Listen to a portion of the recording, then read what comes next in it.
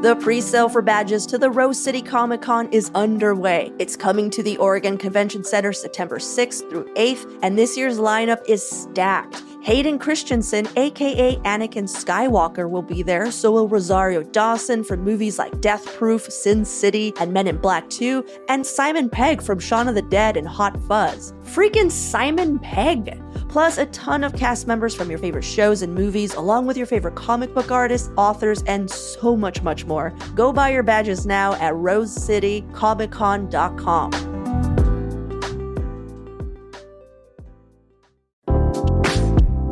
Portland Spirit has teamed up with Cliff Barackman, star of Animal Planet's Finding Bigfoot, to create a truly unique Northwest experience, the Bigfoot Adventure Cruise. On this 3.5-hour jet boat tour, you'll explore the history of local sightings of Bigfoot while traveling 80 miles round trip from Portland to Multnomah Falls. You'll see famous landmarks in the Columbia River Gorge while also listening to exclusive narration by Cliff Barackman, recorded just for this cruise. Now, this cruise is offered daily except Tuesday through the end of September. So if you haven't done a jet boat cruise, now is the time. You can go see the schedule and book tickets at portlandspirit.com.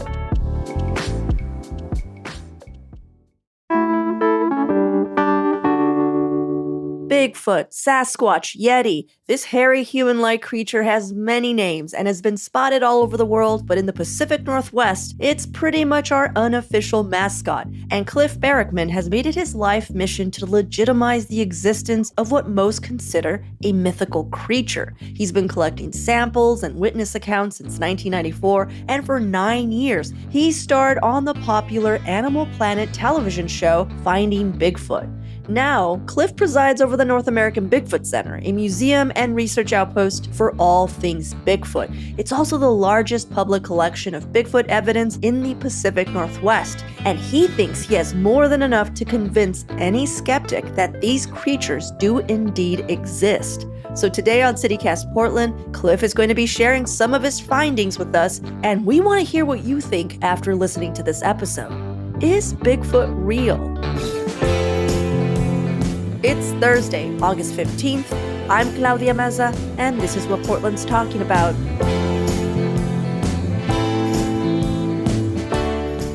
So immediately, I just need to know, have you ever seen a Bigfoot? Yeah, I think so. I may have even seen two. It's hard to say because very often Sasquatch sightings are brief and confusing when they happen. And the reason I say pretty sure is because it was through a thermal imager, which is a device that sees heat. So anything like a mammal that radiates heat in the environment, of course, is very bright. We were filming the TV show Finding Bigfoot, which is what I did for 9 years of my life out there for Animal Planet. And we were out in a place in North Carolina where there had been numerous eyewitness reports, rock throwing and vocalizations and the whole nine, all that sort of stuff. And we were doing an investigation out there at night. And it was about 2 a.m, about 1.5 miles, 2 miles off trail. And one of my colleagues saw a figure on the hill. It was clearly either a human or a Sasquatch. It was a human-shaped blob of heat is what it was. Yeah. And it was just standing there in the dark about 2 a.m, like I said, at this place where no one knew we were. No one knew we were going to be there. So there's footage of you possibly seeing this Actually, Bigfoot. There's not, oddly enough. This all went down on break.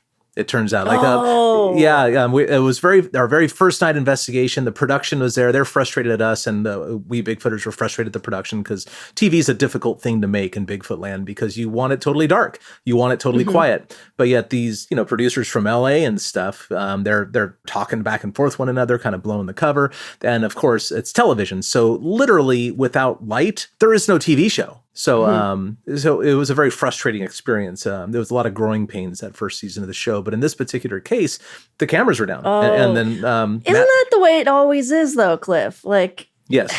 Well, no, not always. Very often. Very often. Okay, so you're saying there's footage out there that is legit. There's footage. Oh, there is footage of Sasquatch that is legit. The Patterson-Gimlin film was one that most people have seen, of course, of the female Sasquatch walking across the sandbar from left to right.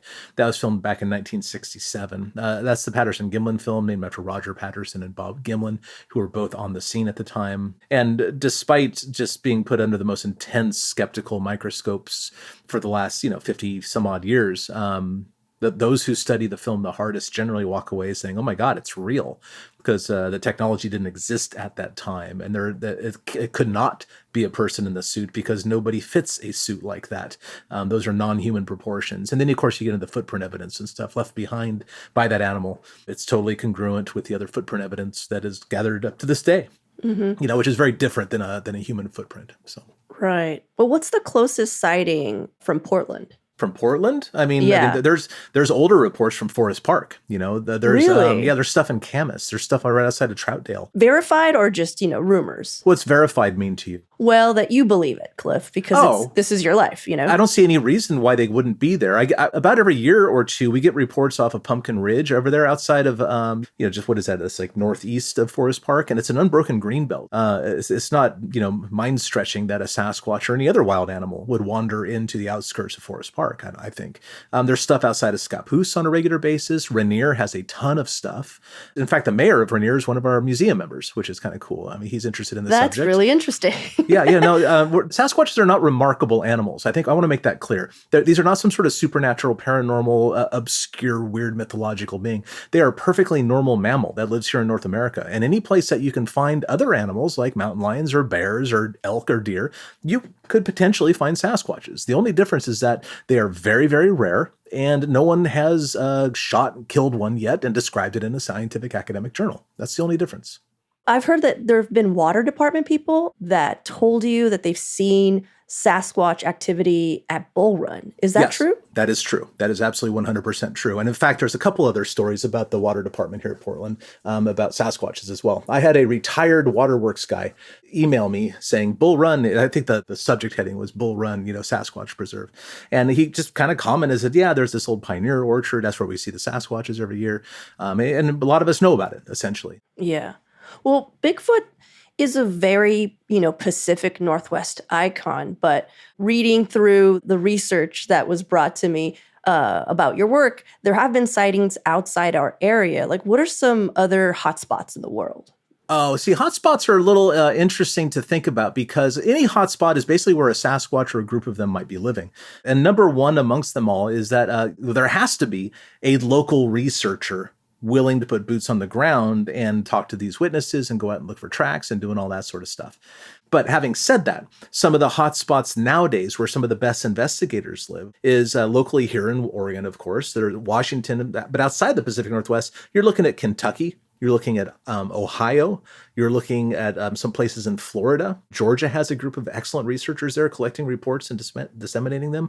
Arkansas is another fantastic location. And Sasquatches, like black bear, are essentially animals that inhabit areas of good habitat. Food, water, cover, essentially, is what they need. And anywhere across North America that has those ingredients has the potential of a Sasquatch. So you're basically saying anywhere where people are looking for them, they're finding them? No, because they're very, very hard to find is the thing. Okay. The vast majority of sightings, I would be willing to say more than 95% or more of reported sightings happen by people who are not looking for them, who are just happen to be in the area and they cross paths. Would you say that a Sasquatch is the same as a Yeti or like the abominable snowman? Like, are these the same creature, just different names and locations? We don't know yet because we don't really know what Sasquatches are. And as far as the Yeti or abominable snowman, the abominable snowman, by the way, that term came about because of a bad translation in the press back in the 1950s. And abominable was such a cooler name, they stuck with it. But as far as the Yeti goes, there are actually 3 different animal forms that are described with the word Yeti. Yeti is a derivation of the word Mete, which means that thing in the local Tibetan dialect, I believe it's Tibetan. I could be wrong. But it basically means that thing. And there are 3 different animals that are commonly called a Yeti. And the descriptions of those is one is a Sasquatch-like animal. It could be the same animal we have here in North America, but we don't really know. We have no way of knowing at this moment, but it fits the same general physical description. Brown bears can stand up on their hind legs, and the local people actually call them Yetis sometimes. But I have personally spoken to numerous eyewitnesses, even in Nepal. I visited Nepal a number of years ago, and the people I spoke to were not describing bears by any stretch of the imagination. They were describing some sort of form of upright ape. Right. So, like, many of us think of these creatures as solitary, right? But if they're ape-like, wouldn't there be communities? Like, why isn't that we haven't seen a group of them doing their thing? Many people have seen groups of them doing their thing, and they are primates, and I do not think they're solitary. I think the majority of sightings are of an individual, but that doesn't mean that there's not another one nearby. I've found quite a few footprints in my time. In fact, I saw one in the ground yesterday. So many of the footprints I'm finding now have more than one individual in the same general area. There's a group of them that I've been tracking out down the Clackamas River for the last couple of years. There's a generally 11 to 12-inch footprint. There's a 14-inch footprint, and a friend of mine found the 15-inch footprint, but I have not seen that one yet. So, they have a social structure because they're primates. All primates have a social structure. Interesting. But have you ever seen like a baby? Absolutely. Juvenile Sasquatch prints, yes. Yeah. The smallest I have personally found is at about the 8-inch range, the 7 to 8-inch range. But I do have tracks in my collection that are about 4 inches long or something like that. But we also don't know how large they are or small they are when they start walking either. And people have seen infant Sasquatches generally being carried by their mother, presumably their mother. Again, they're perfectly normal animals. All these things that you would expect of other animals have been reported with Sasquatches as well. Yeah, it's just so interesting to think there's an entire community of, these primates that we just can't see. I'm not sure if community is the right word. I think population paints a better, more appropriate picture of these things. I'm thinking of a marketplace, yeah. Just a main street, and we're just like, where is it? Yeah. They are very thinly dispersed in appropriate habitat, I think is a nice way to think of it. I mean, to give you an idea, I know here's a good question. People often say, how come they don't see them more? I've spoken to thousands of people but then I say, well, you've lived in Oregon all your life, right? And this is like a typical sort of skeptical person in the museum. He or she might say, oh, yeah, sure. How many bear have you seen in your entire life here in Oregon? And they say, oh, I've seen a lot. And it's, well, how many? Put a number on it. Oh, gosh, I've probably seen 20 or something like that, which is kind of a lot of bear for you to see. But there's about 35,000 of them here in Oregon. And let's say their person's 40 or 50 years old, and you've seen 20. What is that? Less than 1/10% of all the bears that are here right now. And bears probably aren't as smart as Sasquatches are. And bears are just much more numerous, and you still don't see them. So to rarely, if ever, see one of these animals is kind of expected in a lot of ways, Okay, well, let's take a quick break here, and when we come back, Cliff is sharing the strongest evidence he has of Bigfoot's existence.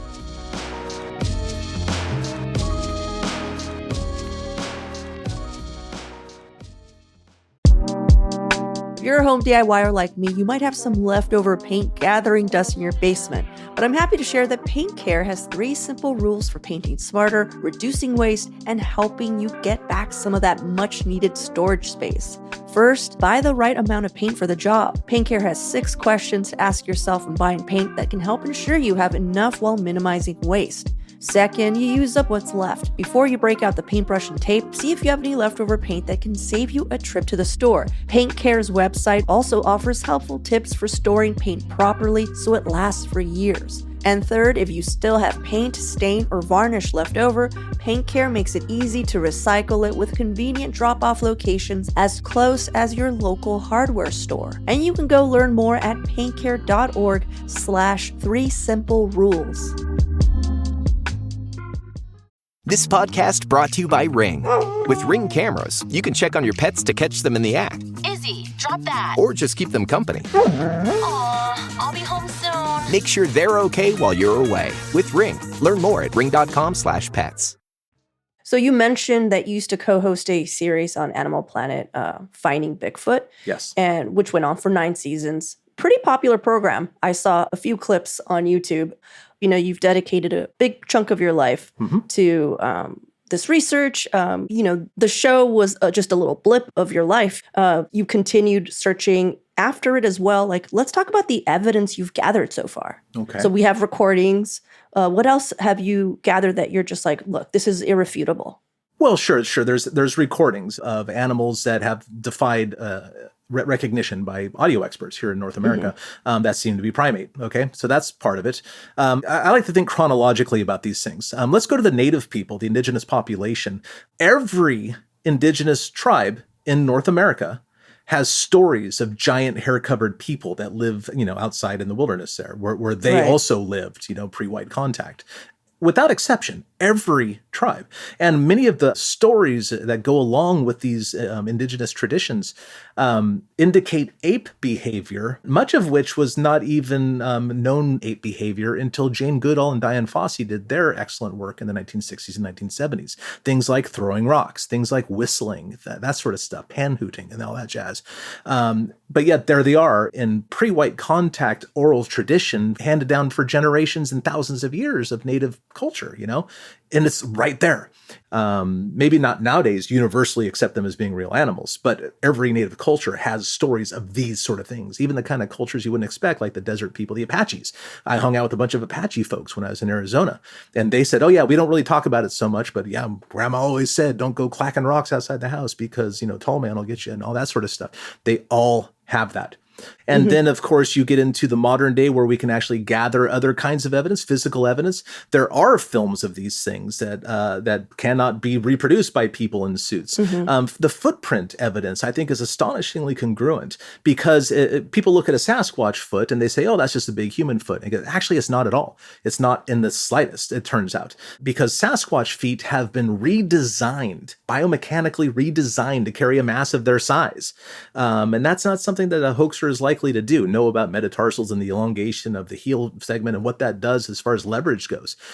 People just would not know about that. But yet where footprints are recovered from all over the continent, they are internally congruent with another and exactly the necessary biomechanical redesign to carry a mass of their size. There's a few dozen handprints on record that are, again, congruent with one another and different than humans. And the differences show their behavioral differences from humans as well.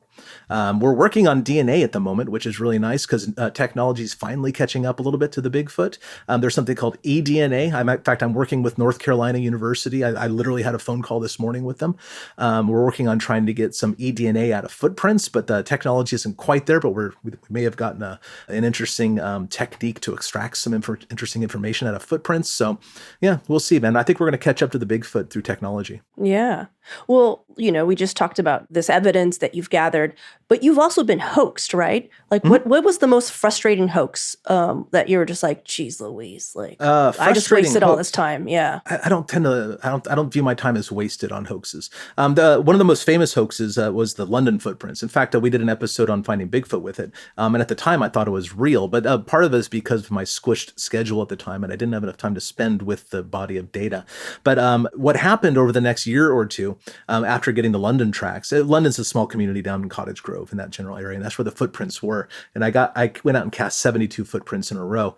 And they had a lot of the markers of like, oh, these might be real prints or whatever. And at the time I thought they were real. But what happened is that later that same year, somebody else tried to hoax me and we caught them. That was a pretty easy to catch actually. And so I called the hoaxer because I started having doubts about the London tracks. It's like, I don't see how these could be, this shape could be produced by a living foot, even though this other one looks good. But like, that's why you don't cast one or two prints. That's why you cast as many footprints as possible, because you should see consistency in those footprints and all the consistency should be that of a living malleable foot. These showed some weird things. So what I did is I called the hoaxer who hoaxed me on the LB prints. And I said, hey, you don't happen to know anybody who has a fake set of stompers I can borrow, do you? And the guy go, oh, I'll make you a pair. And he made me a pair and I went and ran around and did my own experiments. And through my own experiments and study of my own hoaxing myself, I learned that the London tracks were not real. So it was actually through my own experimentation that I corrected myself, essentially. So what other people see as a disappointment and a waste of time,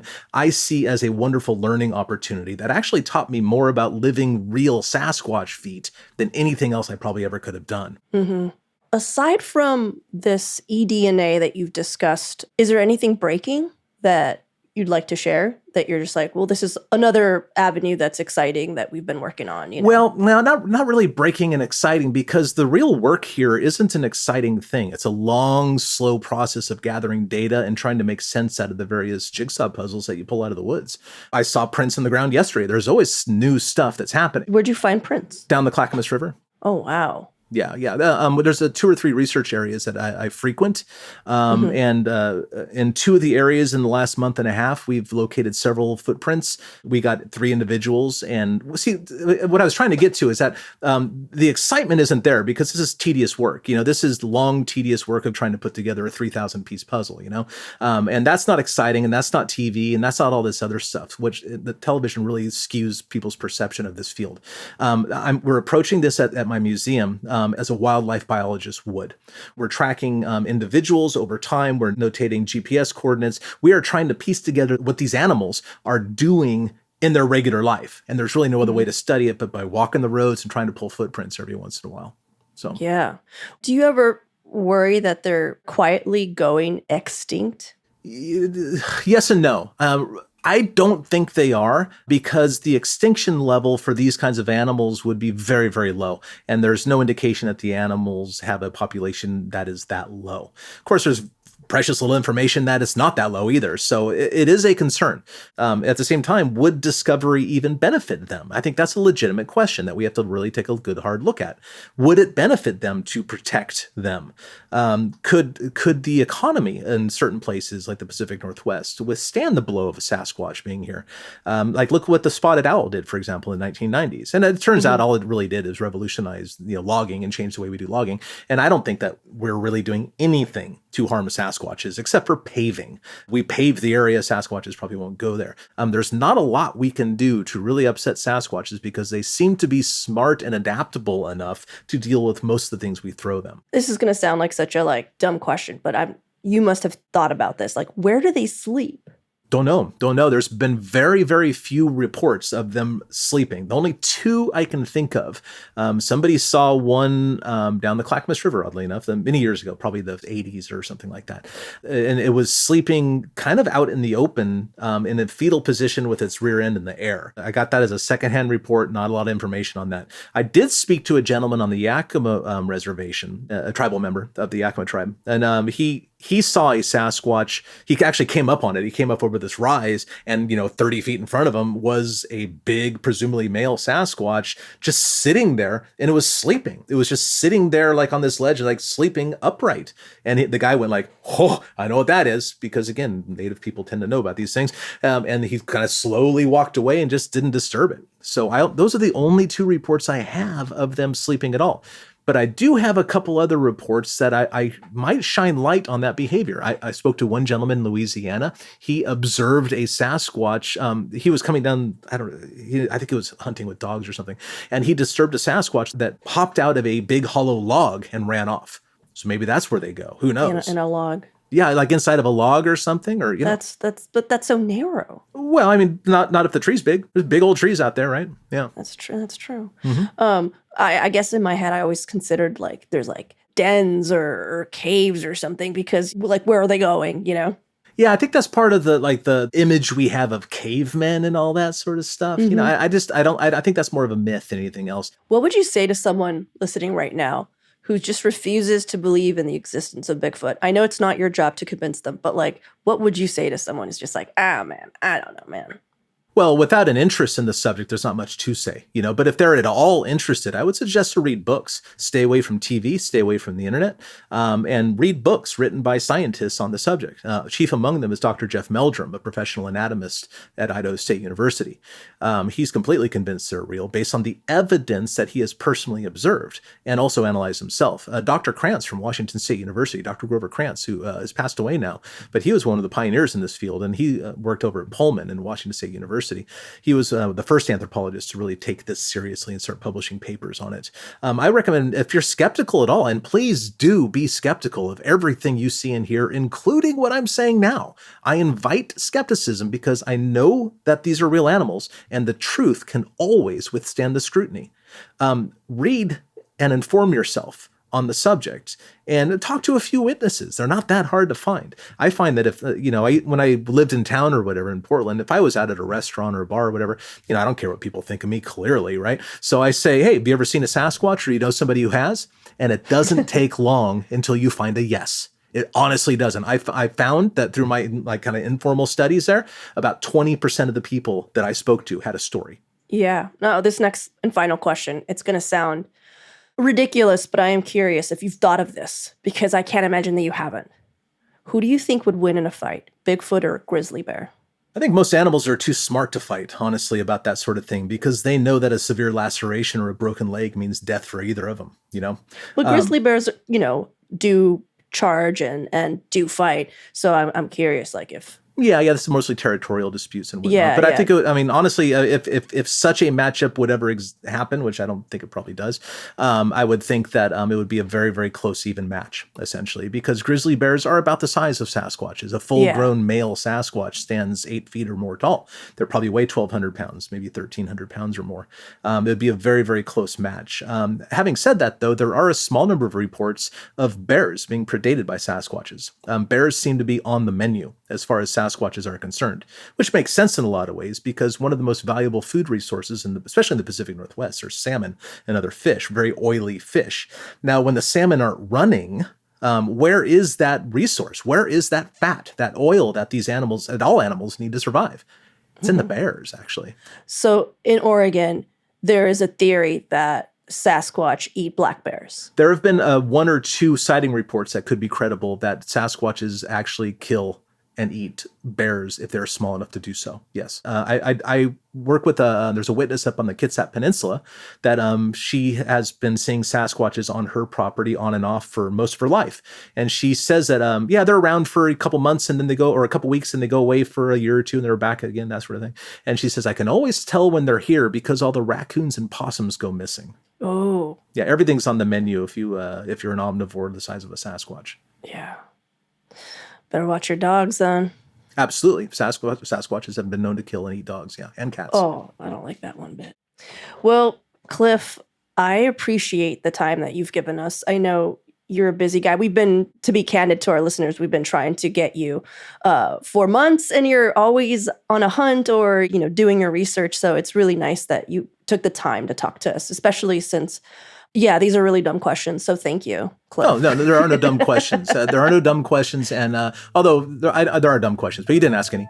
And I appreciate that. The thing about Sasquatch is that since they are perfectly normal animals, all the questions have perfectly normal answers as well. So I encourage you and your listeners to look into the subject if you have any interest whatsoever. And you might be very, very surprised that these things are in fact real.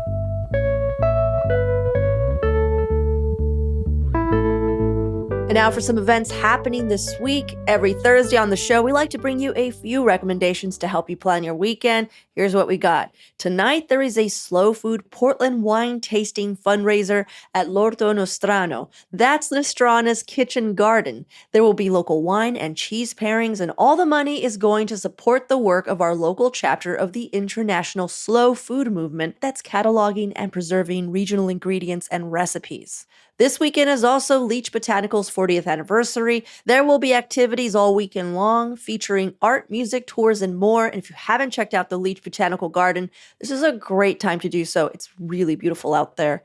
And one of the oldest street fairs in Portland, the Multnomah Day Festival and Parade, is happening this Saturday in Multnomah Village in Southwest Portland. From 9 a.m. to 6 p.m., there will be a family-friendly street festival with vendor booths, a community parade, live music, kids zone, art fair, food, beverages, and more. For even more local news and events, check out our site, portland.citycast.fm. We're going to have all the details there. You could also sign up for our daily newsletter, Hey Portland. We'll throw a link in the show notes.